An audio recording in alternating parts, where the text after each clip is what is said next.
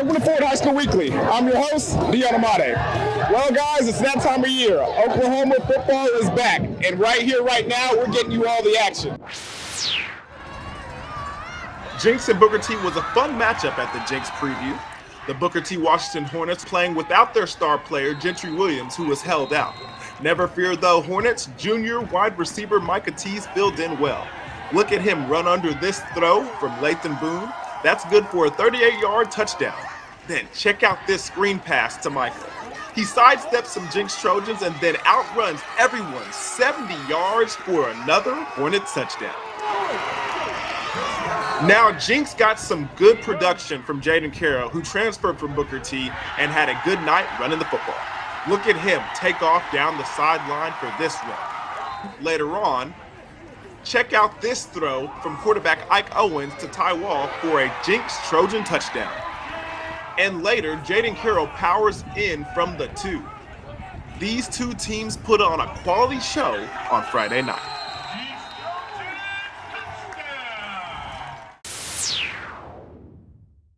Well, ladies and gentlemen, we got a special treat for you this football season. My man, Michael Knight from Prep Redzone will be joining us every week to kind of break down the football season and what we've seen throughout all of high school football here in Oklahoma. Michael Knight, thanks for joining us.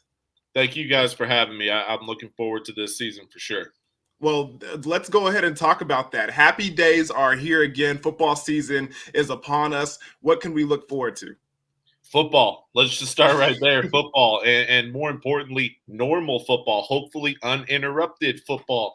After the year that we had last year, I mean, again, I tip my hat to the OSSAA for just getting the 2020 season in general. But when I look back on what we were all going through and what we were all dealing with at this time last year, man, I'm sure glad it's 2021. So the very first thing I'm looking forward to is a little bit of a return to normalcy. It's not completely normal. We'll still have some things throughout the year that we might have to keep track of. But at the same time, man, it feels so much better than it did around this time last year.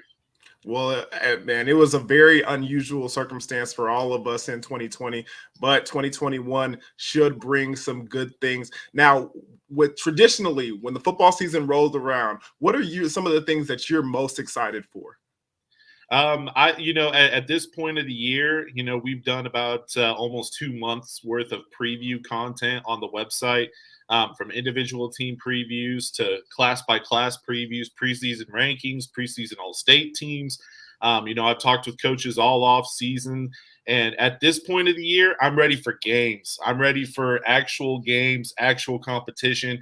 That way we're not talking so much of, what can we see, but what did we see? And so I'm looking forward to things kicking off. I love the matchups that we have here in week 0 and the early part of the season with some really, really good non-district games, but I'm looking forward to getting the season kicked off. I loved all of our preseason coverage that we did over the last 2 months, but I'm ready to talk about games, and I'm ready to write about these players and these programs throughout the season.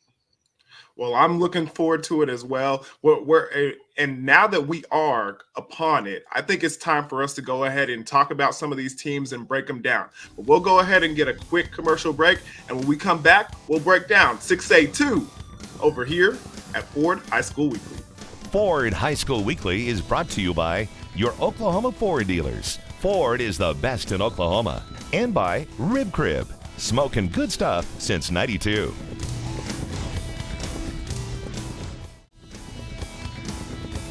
Welcome back to Ford High School Weekly. I'm your man, Deion Imade, and I'm sitting here right now with my man, the head coach of Booker T Washington, Coach Jonathan Brown. Coach, how do you feel about the upcoming season? I'm feeling real good. The guys have been working extremely hard. We got that motto that every play counts. 1-0 is the only thing we're concerned about. We're not looking down the schedule, and we're just worried about getting ourselves better. And I think the guys are up for the challenge and ready for the season.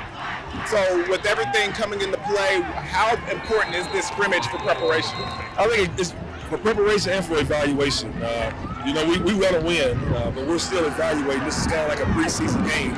And so we got some couple guys that's going to be new in some starting positions, and we got some competition battles on the team. And so we're still evaluating, but we still want to go out there and win. No matter who's out there, we want them to put the best foot forward and go out there and do the best job they can do. So with early on in the season, what's the biggest concern as a head coach for your team in the upcoming season? Just staying healthy. The last couple of years, we've had some bad injuries. Gentry Williams last year, and then it just rolled downhill after that. And the year before, we had a couple injuries as well. So hopefully, the fitness and the conditioning and the strength training that we did this all season, hopefully will help us out this season, and we'll be able to stay healthy. You're going to have minor nicks and bruises, but we just don't need to have those major injuries. So just staying healthy is the number one thing. Well, you just mentioned injuries and the player that everybody's looking forward to seeing and come back in that orange and black, Gentry Williams. How do you think he is, and will we see him tonight or in the first game? No, we won't see him tonight. He's been working extremely hard. We had an inter-squad scrimmage last weekend, which he played in, and then he's been practicing as well. But I just didn't feel it was right to get him back out here right now because he's been practicing with speed and running wind sprints and all that stuff. So we're going to hold him out this week and let him go next week. Well, good luck, Coach, up the upcoming season, and I can't wait to see you next week. Thank you very much, and I really appreciate you guys showing us love and putting us on your view, and hopefully we'll put on the show for you guys. All the talent you got over there, I expect so. Thank you very much. As Coach Jonathan Brown said, the Hornets will need to stay healthy. Michael Knight, what do you think about that? Talent-wise, they have some of the most talented players in the state, regardless of class. But it's can they stay healthy? Obviously, they missed Gentry Williams almost all of last year.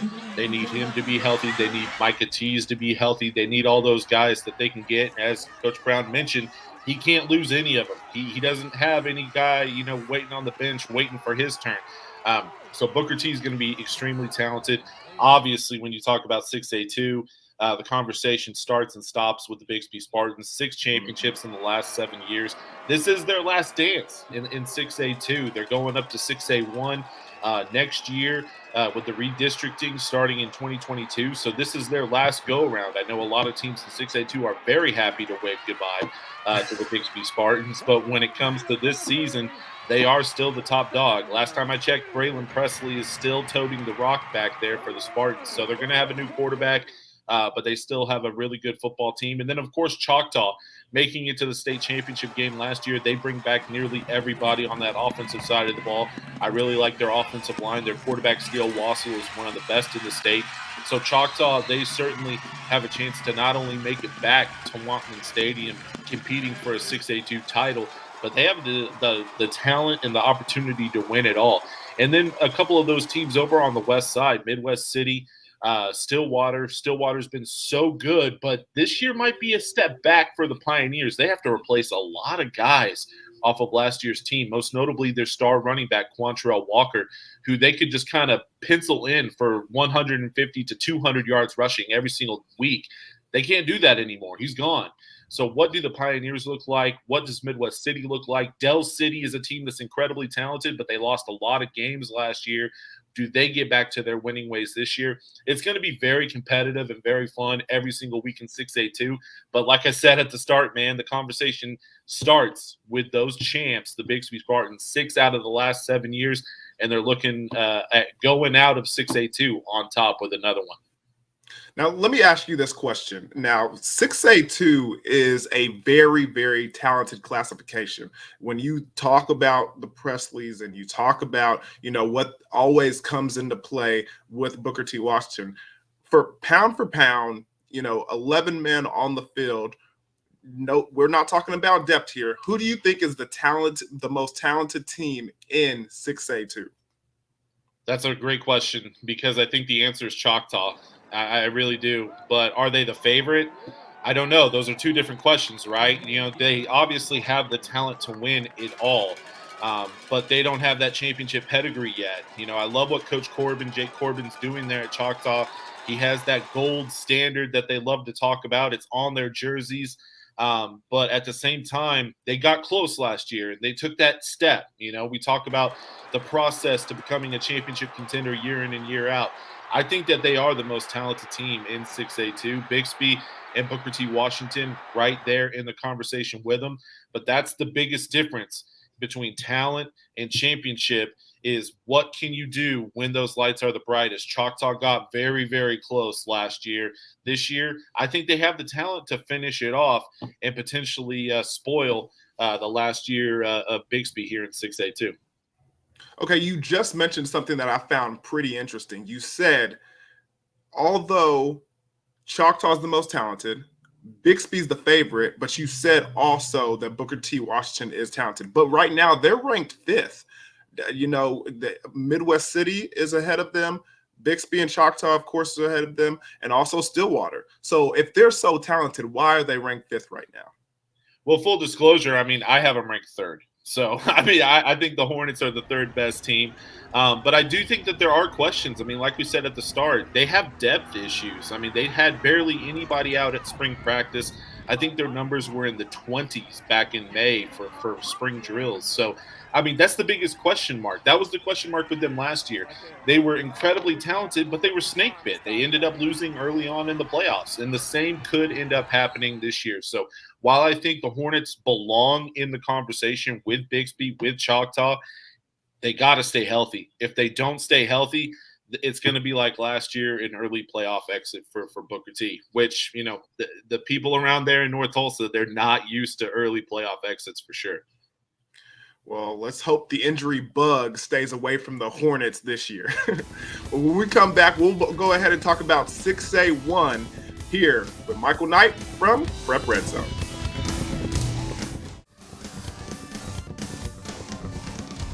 Welcome back to Ford High School Weekly. I'm standing here with the head coach of the Jenks Trojans, Keith Riggs. How's it going, Coach? It's going good. Great night. Some really good competition through our scrimmage period and then the half games. And, you know, we'll learn a lot more from the film tomorrow, but it was a great evaluation, I think. What were you really trying to accomplish here tonight? Well, you know, we haven't hit anybody else, you know, since team camp in early June. So it's good to go against somebody else and see where your strengths and weaknesses are. And ultimately, you come out of these first scrimmages are really important when you play week 0 to see where you're at as a team and what you need to work on. So speaking of getting things to work on, what are you looking towards improving before week 0? Well, you know, I think we made some unforced errors, which, you know, those are one thing, they're always fixable, right? But also, we've got to start eliminating those, or at least, you know, narrowing them down a little bit, and we'll see that on the film when we watch it with the kids tomorrow. And then just, you know, we've got to be able to adjust to what the offense is doing. And, you know, Booker T took advantage, I thought, of a couple things in that game, and we'll make those adjustments and be a better team for it. Speaking of, I mean, you got to go down to Texas, represent the state a little bit here in a couple of next week. So what are you guys looking forward to most about heading down that road and getting that big matchup and big contest against another team from another state? Well, it's an exciting experience for our kids to go down and play a really good Texas football team. Mansfield Summit, you know, finished really strong last year, made it to the semifinals, which is really saying something in Texas football to get that far. They've got a really talented football team. So these first 3 non-district games, it starts with that one, but those are the ones you find out your strengths and weaknesses when you play high-quality opponents. Michael Knight joins us from Prep Redzone. Michael, if I'm Keith Riggs, I'm feeling pretty good about the upcoming season. They come in at number 3 in my preseason rankings up on PrepRedzone.com, and it's because of 1 and 2. I have Owasso 1, Union 2. It's not a knock on Jenks. In all honesty, it's 1, 2, 3, but it's really 1A, 1B, and 1C. All 3 teams are the cream of the crop when it comes to 6A1. My biggest takeaway from the scrimmage in Jenks was that quarterback battle. Both quarterbacks looked incredibly talented. I know that everybody's high on the freshman, Shaker, and he looked really good, man. He made some throws that kids in high school, you know, freshmen in high school aren't supposed to make. They're not even think about making. And he has the name to go with it, too. I mean, Shaker as a quarterback, you got to love it. Yeah, he's slick, man. He really is, and he looks the part for sure. But Ike Owens, the junior quarterback there, he had a good night as well. So whoever Jenks goes with at that position, they're going to be in good hands. And it also certainly helps that they have a lot of talent around them. The defensive side of the ball is incredibly talented as well. But when it comes to 6A1, I lean to Owasso. Deion, you were there on Thursday and got a good chance to see Owasso.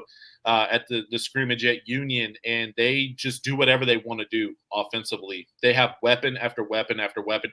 They didn't even have their best wide receiver that night, and it didn't matter. They had 3 other guys that made it look easy, combined with their junior quarterback, Austin Havens. They have a 3-headed monster at running back, and then on the defensive side of the ball, we know those guys that do the work for that defense. Chris McClellan, Jake Clifton. That front 7 is absolutely nasty. So Owasso is my preseason number 1, and I gave all the reasons that they are. Number 2 is Union. That rushing attack is incredible that they have with Robon Banks and Junior Smith at running back. Their defense is really good as well.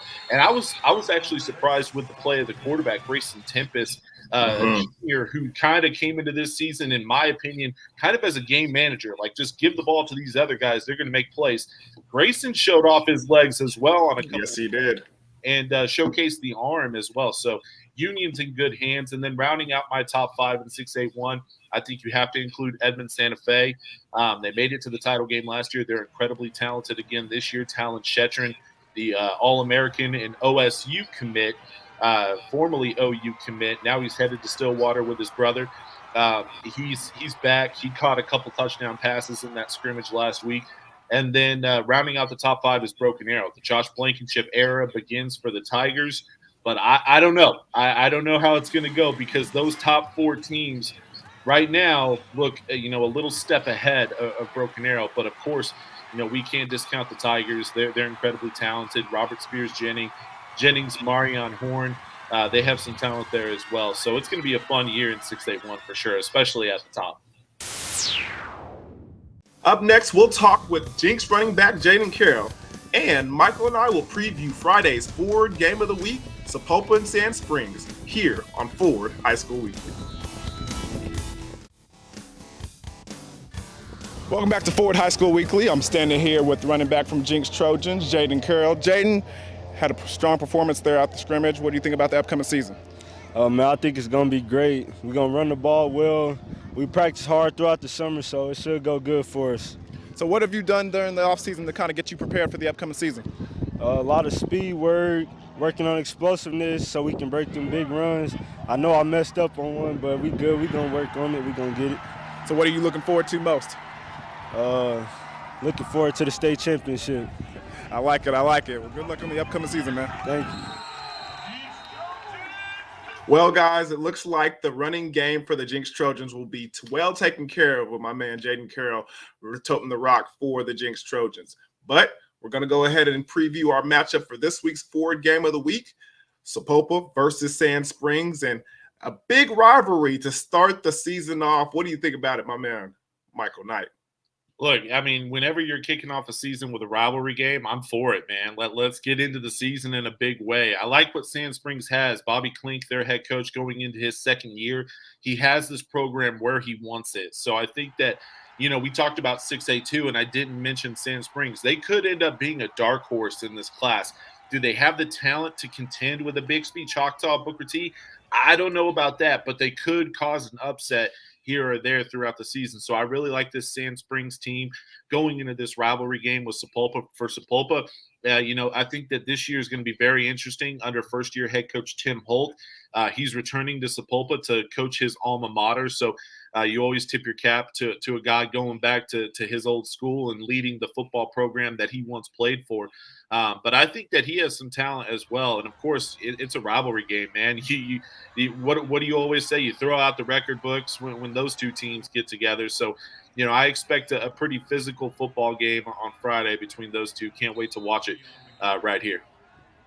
Well, speaking of record books, there isn't going to be any record books because everybody is 0-0. I mean, beginning of the season is something that you love to see. But in your professional opinion, just football in general at all levels, is it dangerous to play a rivalry game at the beginning of the season when you're kind of everybody's trying to find their way onto the field? But is it dangerous? I don't think it's dangerous. I think that maybe the danger that you could run into is putting a little too much importance on a game that takes place in August when the ultimate goal is what you do in November and December. Obviously, these games are very exciting. The matchups are great. But at the end of the day, man, It's all about what you do in district play. That helps you get to the playoffs, and then once you're there, you begin that march to Wantland Stadium to participate in the state championship. So I think the only danger, with opening up with a rivalry game is don't get too high, don't get too low. And both of these coaches are incredibly experienced. They're going to have their guys right. But the only danger is the heat, man. It is hot in Oklahoma this week. So kids better be hydrated. We're going to see some cramps, no doubt. But hopefully not too many, and hopefully everybody stays good. But that's the only danger is this heat. That's the dangerous part. Well, that includes us as well. If they're going to stay hydrated, we need to stay hydrated as well. So make sure you get some H2O in there, Michael. Always got to do it. Well, thank you for joining this week, and we'll see you next week to talk about Week 0 and then preview Week 1. Thank you, Deion. Always appreciate talking ball with you. And as always, you can check out PrepRedzone.com for all the latest in high school football across the state of Oklahoma. We got a lot of game coverage coming up this weekend, so check it out. Tug on it in great field position.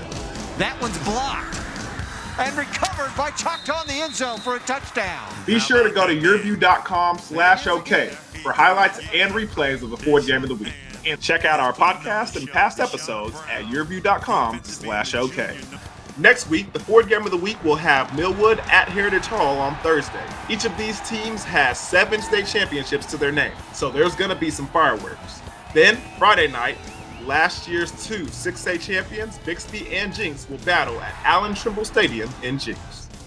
Now, here's a tease for next week, but I'm not teasing when I say Booker T. Washington Hornets Micah Tees will be right here on Ford High School Weekly. You won't want to miss it. Well, guys, we got a lot of exciting football action here at Ford High School Weekly to display, and I'm excited for the football season. But like we always say, only the best in Oklahoma make the Ford High School Weekly. So until next time, thank you for watching, and I'm your host, Deion Imade. Ford High School Weekly has been brought to you by your Oklahoma Ford dealers. Ford is the best in Oklahoma. And by Rib Crib, smoking good stuff since '92.